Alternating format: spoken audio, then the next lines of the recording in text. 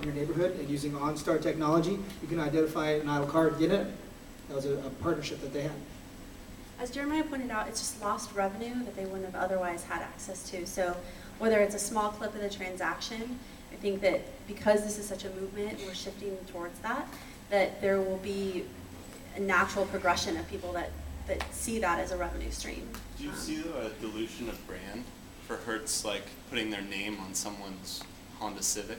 Or Marriott putting their brand on a house? Yeah. Is there a dilution of brand? Michelle, that's a great question for you. Yes and no. I think there's, on one side, on the positive side, it creates brand loyalty. So if I'm going to have that Airbnb experience through a Marriott, then I'm already loyal to Marriott. Airbnb scares me. I'm a different generation, and I say, geez, I can't think of staying in somebody's house. So this kind of takes away all my fear and allows me to have that same experience of staying in a home. So that, to me, is the positive side. I think there could be some areas where there's going to be a little bit of a gray area of kinks that Marriott or somebody has to work through. All right, great questions. Your name and your question, sir. My name is Nick. I'm coming from Europe, so I'm going to be the devil's advocate a little bit because all flowers here. You know, everyone's saying collaborative economy, so on and so forth. We are doing the project on this, so it's not that I'm against it. But especially in Europe, one of the things that people are always commenting about is evasion of taxes. So peer-to-peer cases all the time create that doubt about, where are these taxes going? Isn't this unfair? For example, in the case of hotels, you're renting your room or your house to someone else, and no one's paying the city tax. In most of the cities, there are city taxes in hotels, and no one's paying taxes. And on top of that, so what the hotels should be doing. So if the taxes are not coming into the government safe, so what's going to happen to Social Security?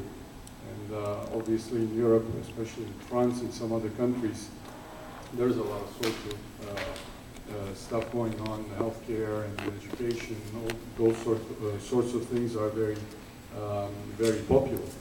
So if the government say, I'm not taking taxes anymore, so I'm not going to be able to pay for good education, good health service, then I'm going to see how these individual people are going to be yelling. And the worst thing is going to be people yelling and at the same time selling their flats or renting their flats to someone else.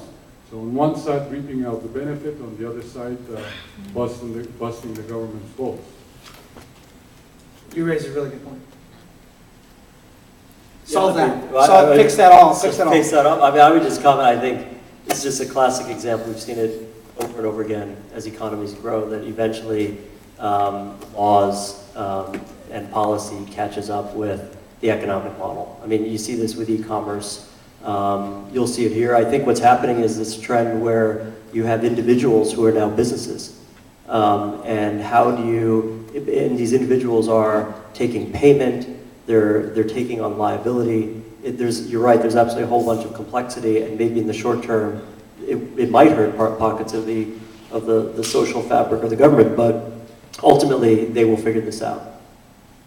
I'm pretty sure in America that if you participate as a host at Airbnb, you got to pay taxes, right? If you drive in Lyft, you have to pay taxes, right? It's a transaction. Bitcoin, you pay taxes, am I right? Mm-hmm. Not yet. Not on Bitcoin? Okay, but everything else. Was there another question up here? I think, in general, if I can just, I think most marketplaces actually welcome clarity around regulation. I mean, typically what happens when you start is the regulation was written 50 years ago, and you're trying to do the right thing. It's very unclear what the right thing is. And when you get to become big enough that you can actually have a discussion with the regulator, you get to improve on that thing. I mean, I actually worked at eBay in France, and I can tell you, the day French government decided to create a proper regulation for French sellers was a blessing for everybody, for the sellers and for eBay as a company. Has anybody heard of Yerdle.com? Yes. Okay. What's Yerdle?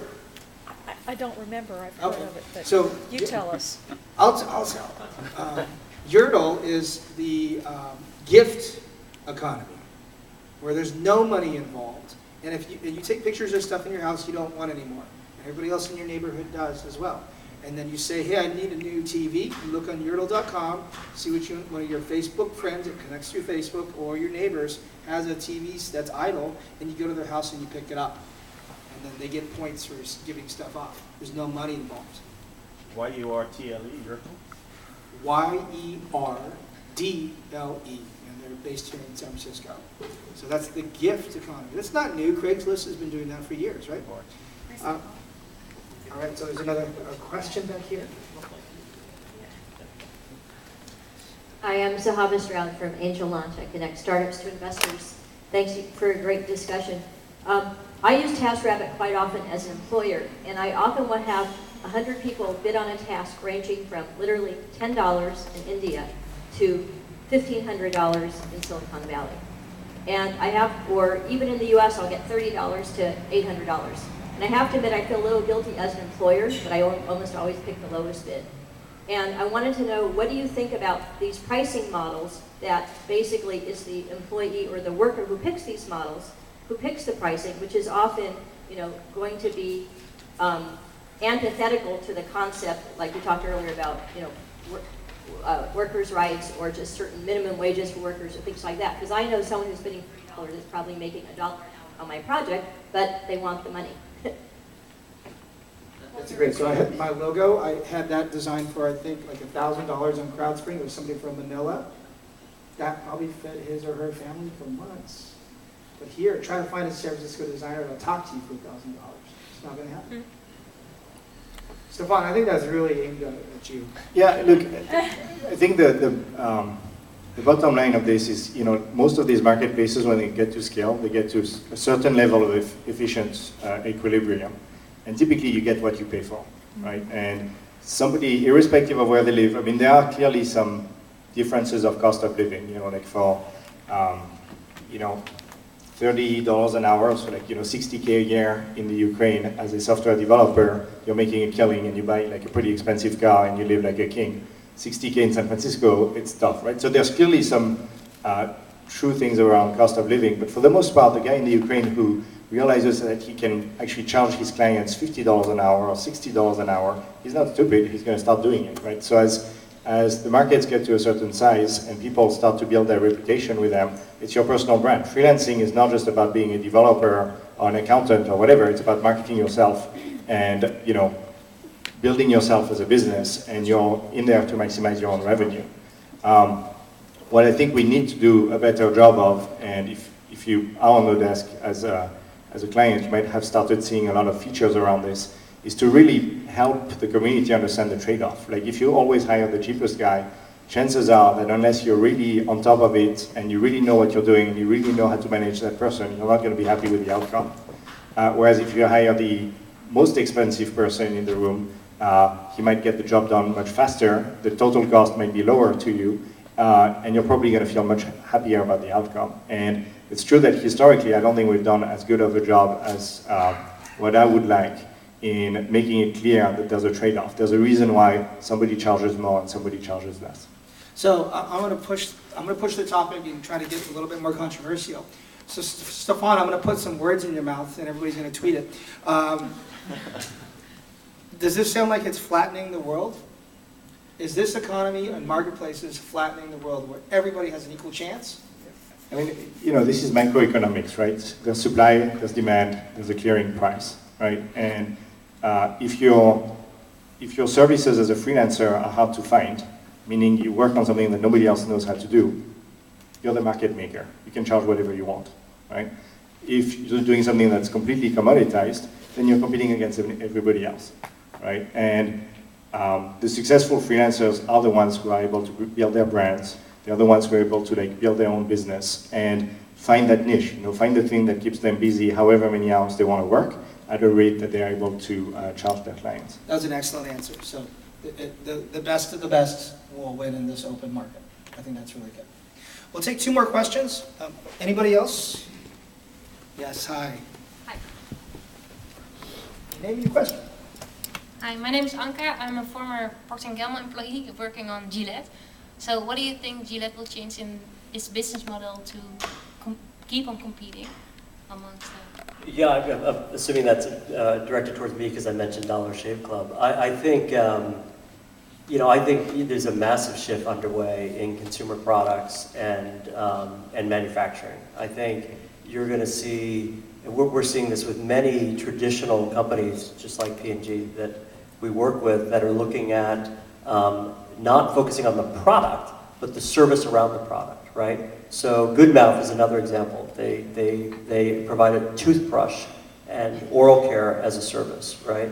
You have big companies like Johnson & Johnson looking at internet-connected devices, or Philips looking at internet-connected devices. The Internet of Things you mentioned early on, that is dramatically going to change, I think, consumer products and appliances and all these things that we interact with. And the focus, again, is not going to be on the product. It's on the service. What is the data that you're getting from the service? What is the value add and the relationship value add that you're getting from the service? Can the thing that you're consuming be more tailored to your needs, and can you get a better quality of experience through it?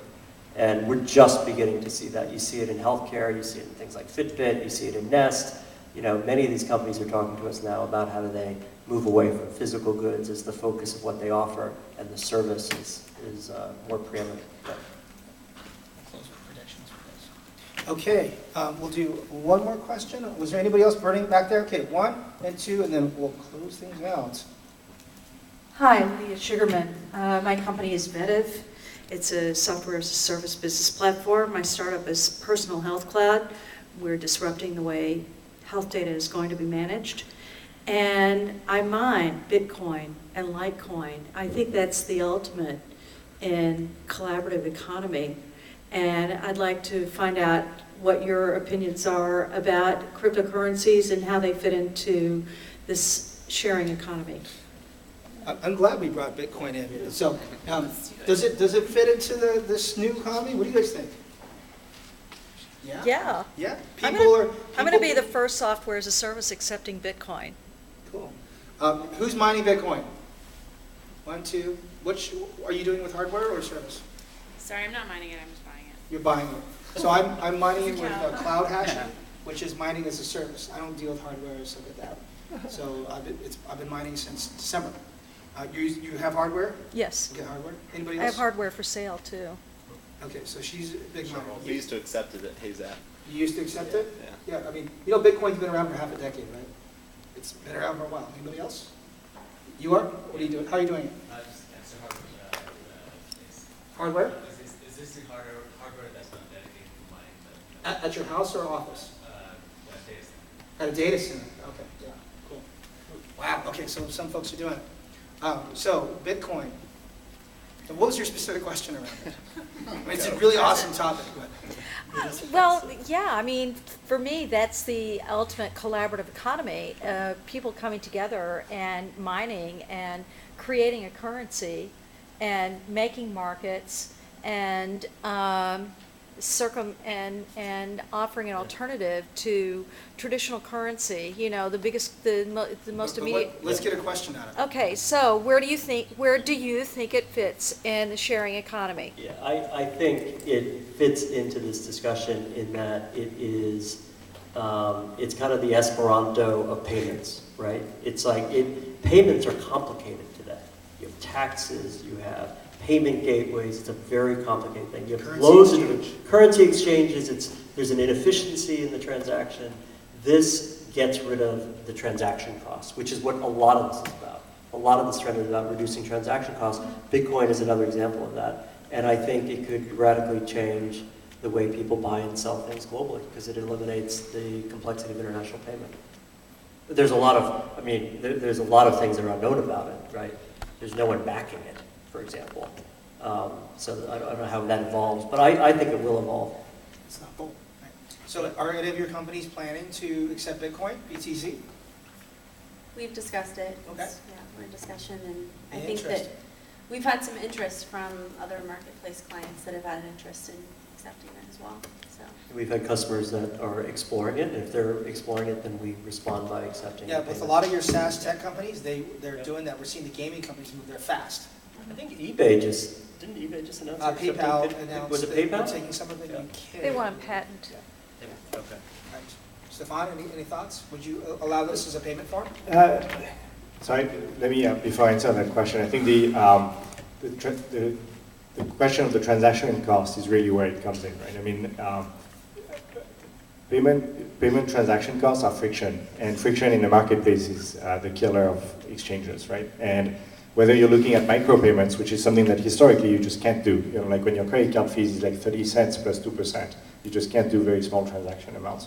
Or whether you're looking at international transfers, obviously at oDesk we do a huge amount of international transfers. Those typically, historically, are extremely expensive. All of that stuff is really solvable through Bitcoins to the extent that people have Bitcoins and they're willing to leave Bitcoins in the system, because frankly the friction right now is being moved at the gateway level. You know, like buying Bitcoins, you pay transaction fees. Selling Bitcoins, you pay transaction fees. The speed is not always where it needs to be. Once you're in it, it's incredibly transparent. So to answer your question,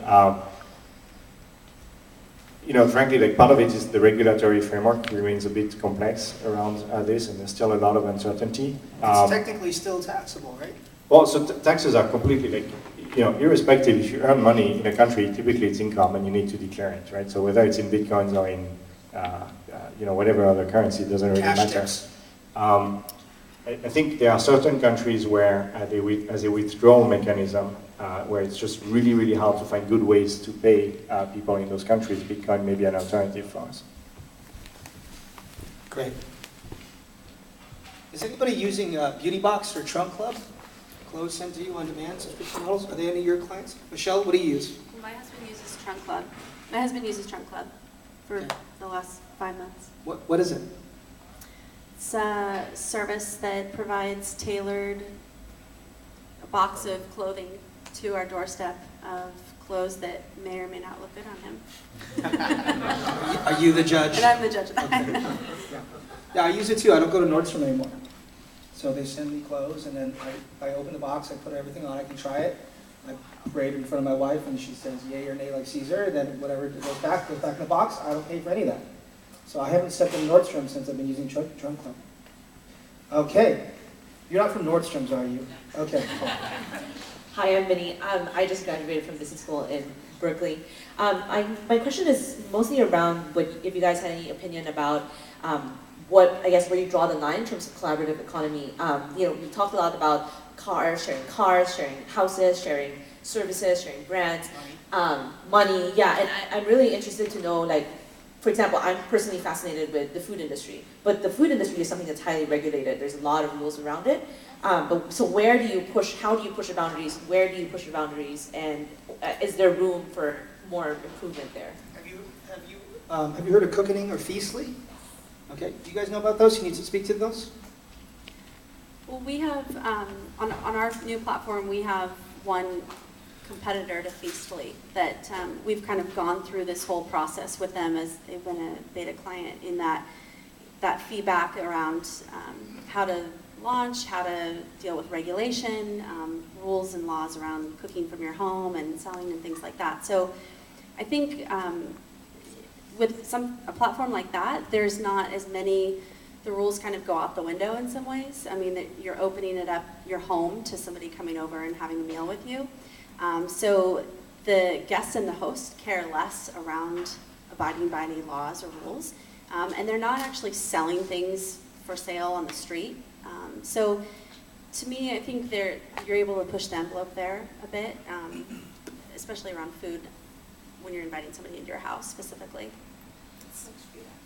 I think what happens with a lot of these services is there's the letter of the law and the spirit of the law, right? Most of these laws are outdated compared to what you're trying to achieve. And the problem when you're really small is it's really hard to change the law, and you kind of need to abide by it, and you need to be sitting close to the line. But typically, the laws are around protection for the consumer, right? It's like you don't want to get food poisoning when you go to a restaurant, and you don't want to get food poisoning when you go to somebody else's house. And so as the marketplace, if you want to survive, you need to enforce the same level of quality, whatever the law might be telling you, right? And I think what's going to happen in all of these markets over time, as you find a player that's big enough, is that the regulator comes in and realizes, whether it's the FDA or whoever else, right, comes in and looks at this and says, this needs to be regulated, but it can't be regulated the same way, and here's how we're going to change. Insurance has been a big hot topic for us. And I think initially people are looking to us to provide some level of expedited insurance through like a Lloyd's of London. So we're working specifically with Lloyd's to provide insurance that doesn't take a year, that doesn't take 9 months, that any marketplace that we power up can have a solution that helps them in the short term with a startup and as they grow. That's great. I have one final question, and it's kind of come to my attention, I want to be a little bit bombastic, that the popular sharing or collaborative economy startups are actually let me back up. So this movement has been about a lot of the power to the people, right? Like you said, our friend from Europe, a lot, flowers in the air, right? It's the people, forget the laws. I just heard it out of this panel, you see, the spirit of the law. People are empowered. The best programmer, if he's in Bulgaria, doesn't matter. He can now command and set the tone for the market. People power. So it's the rise of the crowd. But when I look at the most popular sharing economy startups, they're owned by the 1%. Uber is partnered with Google. Airbnb took 200, a lot from Andreessen. Lyft took 60 million from Andreessen, VC firm. Sand these are with the 1%. So in 5 years, typically VCs want an exit, and they start to monetize and turn these things. Is the sharing economy really for the people, or in the end, is it just returning the power back to the 1%? So if my VCs are in the room, I apologize for what I'm going to say, but I hope we're creating more value for the community than we're creating for the investors, right? At the end of the day, when you do, like $1 billion worth of transaction volume, we're not creating $1 billion worth for the VCs at the same time. And to the extent that all of that volume is incremental and is money that wasn't generated otherwise, I think there's a pretty fair story to be said that you're disproportionately helping the economy at the expense of the 1%. That being said, the 1% will do just fine, and I hope our VCs are happy about it. Yeah, I would agree. I mean, listen, there's always people that profit from this. I mean, this is anytime there's disruption, right? There's innovation going on, and there are people who have money that are, placing bets, taking risk to fund those, and their expectation is they'll get some return. Not all of them will. Some of them certainly will. That's sort of what Silicon Valley in particular is about. But I agree with Stephane. I think in the end, more people gain from easier access and more personalized services that meet their needs. So society gains, absolutely.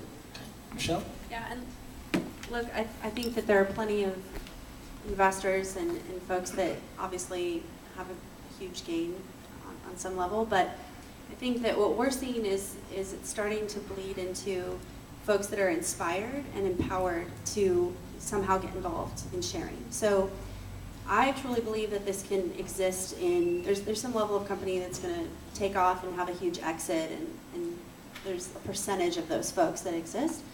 A smaller percentage typically, but there's also the flip side of seeing this at a micro level, where it's at a city level or it's at a community like a next door. So I believe that in turn is helping to better the economy versus just say the 1%. Great. So let's do some final closing words from the panelists. And by the way, that's some damn good answers. Good job.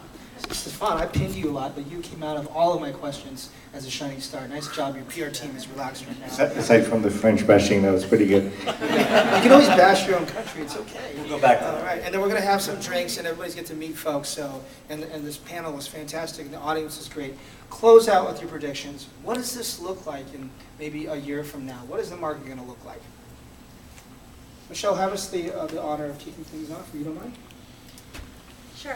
I believe that similar to Jeremiah's predictions, that we're going to start to see it become a lot easier for different types of sharing economies to start up and to grow, and they'll be funded. And I also see that bigger brands joining that conversation and powering their own sharing arm of their business to, whether it be collect data, have a green angle to their business or even just being a first mover. So I think that we'll see that on both more entrepreneurs, more startups, and definitely more conversation around the brands joining as well. Great.